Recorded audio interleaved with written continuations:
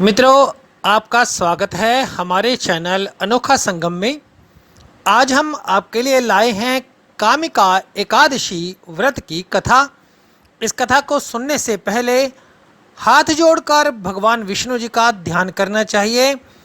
वह हृदय में उनकी छवि का अवलोकन करते रहने से श्री हरि की कृपा प्राप्त होती है और एकादशी व्रत का संपूर्ण फल प्राप्त होता है और सभी प्रकार के कष्टों का निवारण भी होता है। आइए जानते हैं आज की कथा के बारे में। कुंती पुत्र धर्मराज युधिष्ठिर कहने लगे कि हे भगवान, आषाढ़ शुक्ल देवशयनी एकादशी और चातुर्मास्य महात्म्य मैंने भली प्रकार से सुन लिया। अब कृपा करके श्रावण कृष्ण एकादशी का नाम क्या है सो बतलाइए।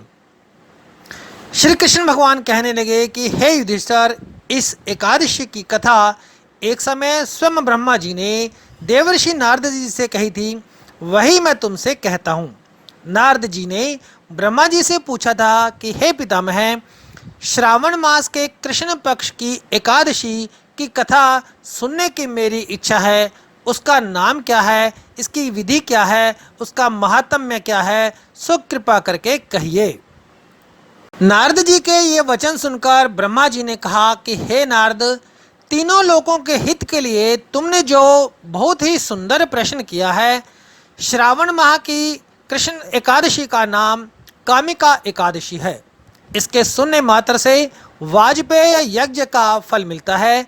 इस दिन शंख चक्र गदाधारी विष्णु भगवान का पूजन होता है, जिसके नाम श्रीधर, हरि, विष्णु, माधव, मधुसूदन इत्यादि हैं। उनकी पूजा करने से जो फल मिलता है वह सुनो। जो फल गंगा, काशी, नैमिषारण्य और पुष्कर स्नान से मिलता है वह विष्णु भगवान के पूजन से मिलता है। जो फल सूर्य और चंद्र ग्रहण पर कुरुक्षेत्र और काशी में स्नान करने से, समुद्र वन सहित पृथ्वी दान करने से, सिंह राशि के बृहस्पति में गोदावरी और गंडकी नदी में स्नान करने से भी फल प्राप्त नहीं होता, वह भगवान विष्णु के पूजन से मिलता है। जो मनुष्य श्रावण में भगवान का पूजन करते हैं उनसे देवता, गंधर्व और सूर्य आदि सब पूजित हो जाते हैं। अतः पापों से डरने वाले मनुष्य को कामिका एकादशी का व्रत और भगवान विष्णु का पूजन अवश्य ही करना चाहिए।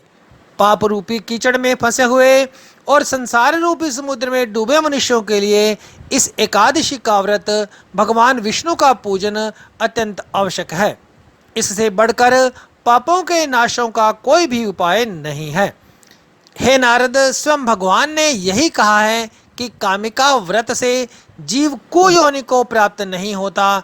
जो मनुष्य इस एकादशी के दिन भक्ति पूर्वक तुलसी दल भगवान विष्णु को अर्पण करते हैं, वे इस संसार के समस्त पापों से दूर रहते हैं।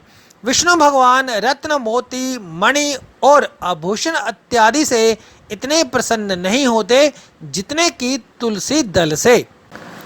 तुलसी दल के पूजन का फल 4 भार चांदी और 1 भार स्वर्ण के दान के बराबर होता है।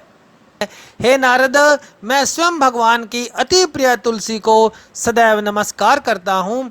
तुलसी के पौधे को सींचने से मनुष्य की सब यातनाएं नष्ट हो जाती हैं।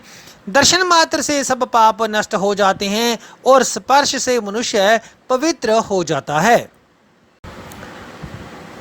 कामिका एकादशी की रात्रि को दीपदान और जागरण का फल का महात्म्य चित्रगुप्त भी नहीं कर सकते।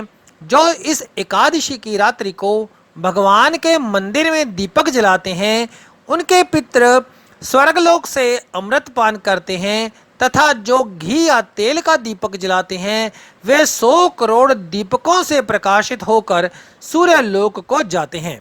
ब्रह्मा जी कहते हैं कि हे नारद, ब्रह्म हत्या और भ्रूण हत्या आदि पापों को नष्ट करने वाली इस कामिका एकादशी का व्रत मनुष्य को यत्न के साथ करना चाहिए। कामिका एकादशी के व्रत का महात्म्य श्रद्धा से सुनने और पढ़ने वाला मनुष्य सभी पापों से मुक्त होकर विष्णु लोक को जाता है। आइए जानते हैं इस व्रत के पीछे क्या है कथा। एक गांव में एक वीर क्षत्रिय रहता था। उसी गांव में एक गरीब ब्राह्मण भी रहता था। एक दिन किसी कारणवश उसकी ब्राह्मण से हाथापाई हो गई और ब्राह्मण की मृत्यु हो गई। अपने हाथों मारे गए ब्राह्मण की क्रिया उस क्षत्रिय ने करनी चाहिए, परंतु पंडितों ने उसे क्रिया में शामिल होने से मना कर दिया। ब्राह्मणों ने बताया कि तुम पर ब्रह्म हत्या का दोष है, पहले प्रायश्चित करके इस पाप से मुक्त हो जाओ, तब हम तुम्हारे घर में भोजन करेंगे। इस पर क्षत्रिय ने पूछा कि इस पाप से मुक्त होने का क्या साधन है, क्या उपाय है। तब ब्राह्मणों ने बताया कि श्रावण माह के कृष्ण पक्ष की एकादशी अर्थात कामिका एकादशी को भक्ति भाव से भगवान श्रीधर अर्थात भगवान विष्णु जी का व्रत और पूजन करके ब्राह्मणों को भोजन करा के दक्षिणा के साथ आशीर्वाद प्राप्त करने से इस पाप से मुक्ति मिलेगी।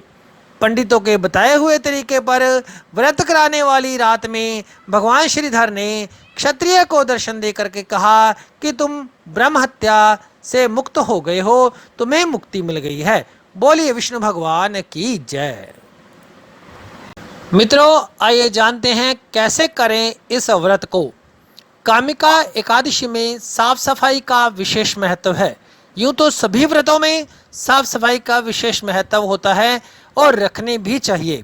व्रती व्यक्ति प्रातः स्नान आदि करके भगवान विष्णु की प्रतिमा को पंचामृत से स्नान कराए। पंचामृत में स्नान कराने से पूर्व प्रतिमा को शुद्ध गंगा जल से स्नान कराना चाहिए।